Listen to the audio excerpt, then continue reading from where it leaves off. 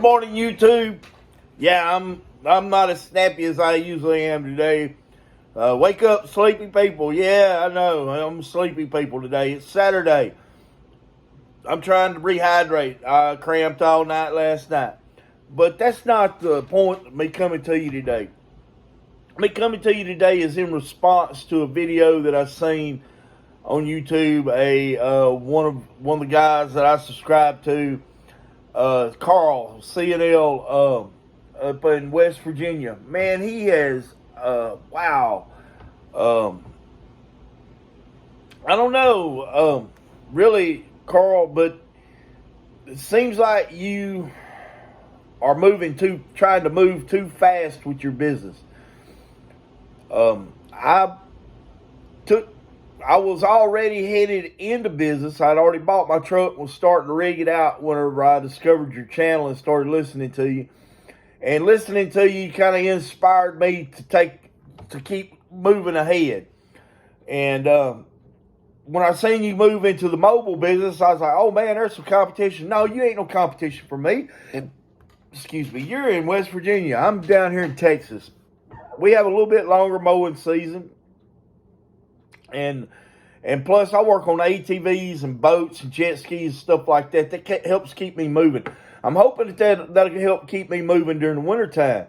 That's where I'm going to have my problem. And it's starting to move into that season to where the grass is dying out and stuff. And it's kind of getting slow.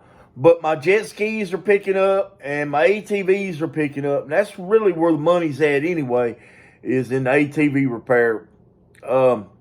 But I see what you're doing. And you're trying to run it just like you would a shop. And you got to remember that whenever you take off big bites, you got to swallow big bites.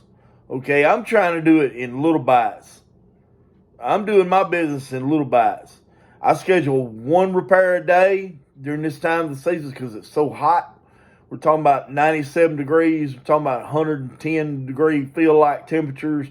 Even with a canopy that's hot, man. I sweat when it's 54 degrees outside. So trust me, I know what hot is. When it comes to your parts, guys, and this is the way I see it. I'm small time. I'm working out of my pocket. So every dime I get helps. But I do not mark my parts up. I don't mark them up. The customer pays what it costs me to buy them. I may round up to the next number, add the tax and shipping into it. But that's it. That's it. I try to save my customer as much money as I can because I want them to tell the next people that come along, hey man, the guy done it. He actually done it $100 cheaper than what a shop would do it. And I don't see how he done it. Well, that's the deal. I'm making money off of my labor only. So whenever it comes down to it, I don't have to pay taxes on those parts. See what I'm saying? It all adds up. So if I go out and I got a service I got to do and I see what parts I need, instead of ordering them, I can run down to Tractor Supply. I know how much they cost. I add them up. I tell the customer, hey man, it's going to cost you this much for labor and this much for your parts. And I'm going to go to town. I'm going to get your parts. I charge for my fuel. I charge for my shop needs. WD-40, stuff like that. I charge a over-the-board price. It's $25 for every customer. And it's worth it. Because, yes, I use paper towels on every customer. I use WD-40 on every customer. I use carburetor cleaners. I use silicone-based sprays to go inside boat engines. Whenever I leave from there, it's just like a shop. You just got it out of a shop and it's taken care of. It's pristine. You've got a nice work order that if you're selling this unit, you can show it where it's been serviced in the last 6 months, da da da da da, bam, bam, you know. And I don't have a lot of overhead. I've got small overhead. I have no help. I would love to hire some help because it's starting to get to where, you know, it is busy. It'd be nice to have somebody, well, man, I got this job that I ordered parts for 2 weeks ago, man, and I can't get it scheduled in. The parts came in, and I can't get it scheduled in. It sure would be nice to have somebody that I could send out there to install those parts, you know, and to get it running. That someone that I could trust not to wreck a truck, not to be stoned whenever they get out there to the job. Somebody that wants to make good money. Somebody that can stand the heat and can deal with the pressures that customers put on them. Because there is more pressure when you're working out there at a customer's home because, well, they're going to be there. They're going to be asking questions. They're going to be, and, you know, basically they'll leave you alone to the most part, but then you have some customers that's going to stand there and just look over your shoulder. And I don't know if they're waiting for you to make a mistake or if they're trying to learn something or what. But, you know, if you were trying to learn something from me, I'm not giving away my secrets.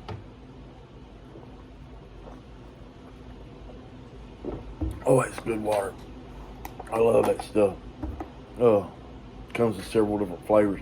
Anyway, so, and I thought business was going great for me, and I'm getting ready to expand. And then all of a sudden I hear Carl over here talking about, oh, I ain't making no money on parts. I ain't doing this. I ain't doing that. Oh, it's terrible. I'm thinking about just dropping it the whole 9 yards. What? Come on, man. Get a grip. These are times of need for everyone. Everybody needs somebody to come out and take care of their business for them. I mean, especially the repairs. If you're not losing money on your parts. Just remember that you're breaking even and it's not costing you no tax dollars to fix it with the customer paying for the parts. And at that point right there, all you got to worry about is your labor. Make sure you charge the right amount of labor for your jobs. Okay? Do it on a flat rate. Okay? Takes 2 hours to clean the carburetor. Yeah, it does. So you charge 2 hours for carburetor clean per carburetor. You charge for the removal and the replacement and any other repairs that you got. You figure out your flat rates. Every unit is different. Not every unit, but every type of unit is different. ATVs are different than jet skis. Jet skis are different than boats. Boats are different than lawnmowers. And each individual lawnmower is different.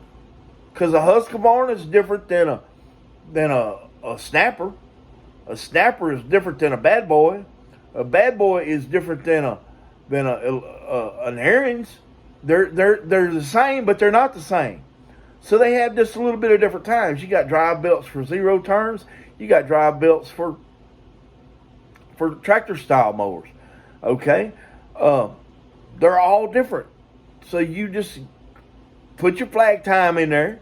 Make sure that you ain't hurting yourself. But remember that you're there to make a living. And not to get rich. Okay? So guys, I mean, it threw me into a funk all week this past week because kind of things didn't go right this week. Carl's message threw me into a funk and it just blowed me out. Look, I didn't even shave this week. I didn't even take time to shave this week. I had a carburetor come in. It was the wrong carburetor. 1 hour to install. Bam, just go out and put that on the lawnmower. You're asking, well, why does it need a carburetor? Well, it's one of those carburetors that it's absolutely cheaper to buy one than it is to clean it. So whenever it breaks down, it takes 2 hours to clean the carburetor to clean it right. You know, $50 is a whole lot cheaper than $150. So I ordered the lady a new carburetor because you absolutely couldn't test anything on it to see, and it was absolutely it was flooding through the engine. So you know that needle valve's stuck. You know that maybe the fuel solenoid is stuck open, and it's one of those kind that you can't just reach down there and remove and check the fuel solenoid. So I ordered the lady a new carburetor. Anyway, the carburetor comes in, it's got a manual choke on it. Said it would fit the write-up on and the info on it online said that it would fit that mower and that mower engine. Well, it's one of those little power-made mower engines, and that engine can go on. Now that I've done research, that engine can go on 100 different types of equipment, and most of the engines that it goes on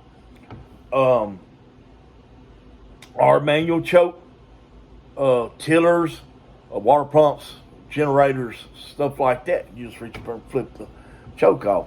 Well, this particular carburetor goes on it's a Husky lawnmower, and it goes on.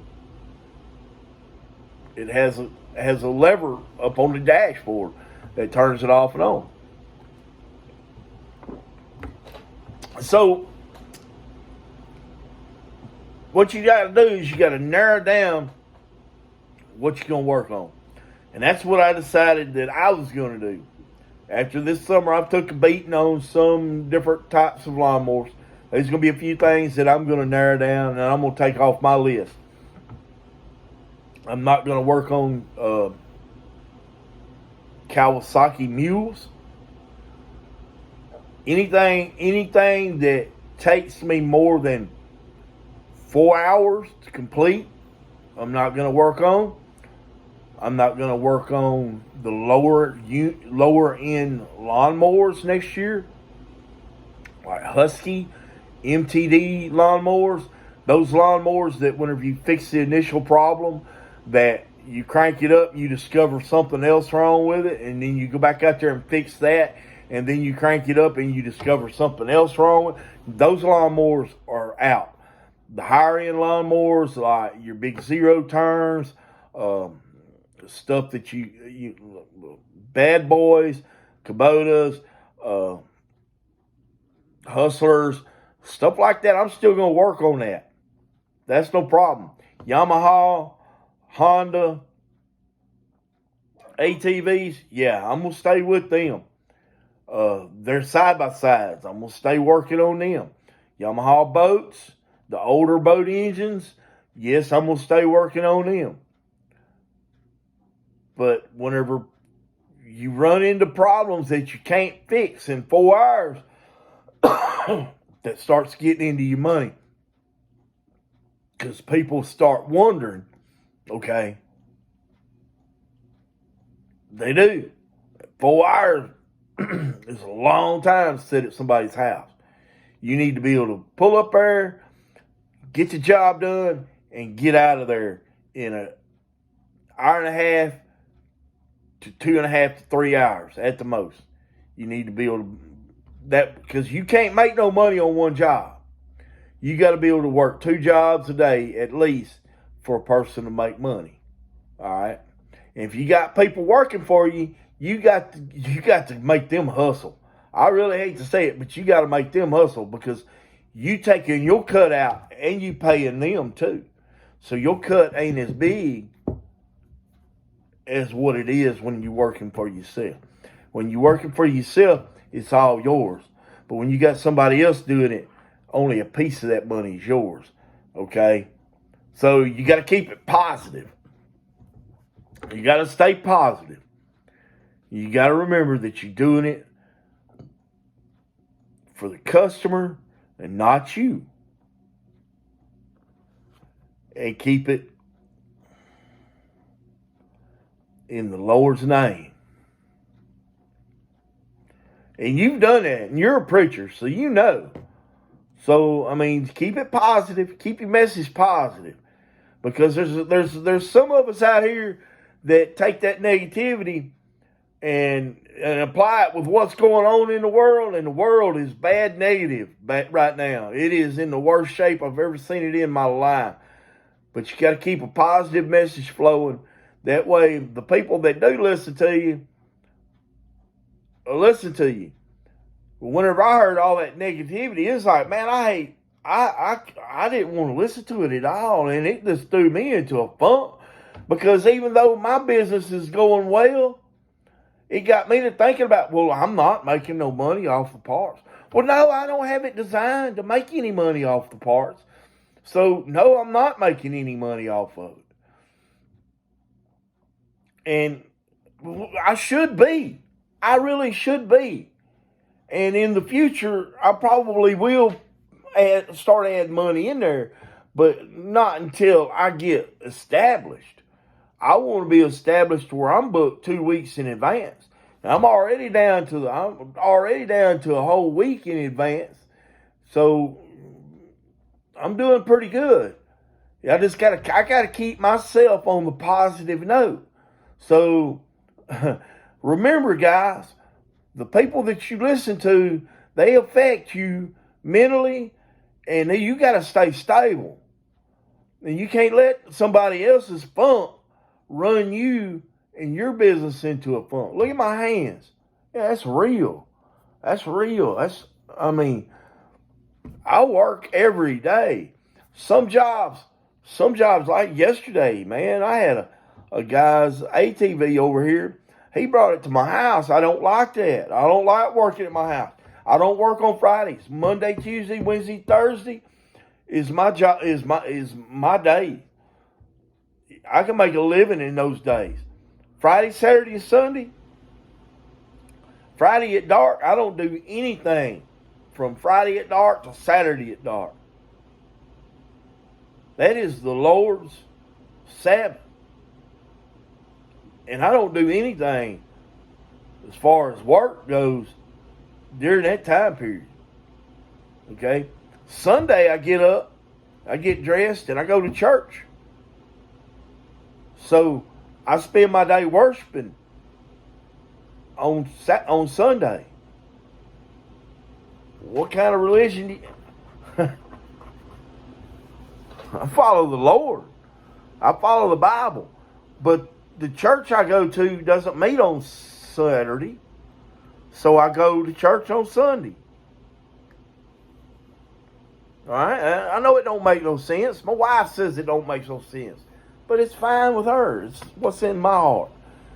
It's what's in my belief. And it's how I interpret the Bible. The Sabbath is on Saturday. Okay? And I keep it. I keep the Lord's Sabbath. Jesus said, I can't remember what verse, but Jesus said, keep my Father's Sabbath. And I keep the Lord's Sabbath. I don't keep Julius Caesar's Sabbath.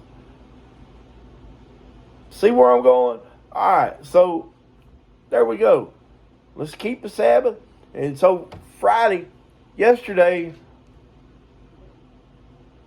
Slick's ATV, the fan quit working on it. I told him, the sensor's out in it. I can fix it it's going to cost you $75 in parts and this and that or that and this. He's like, oh, wow, that's a lot. I said, yeah, it is a lot. I said, I'd put you a switch in there for about $15 plus some labor, and I'll do it.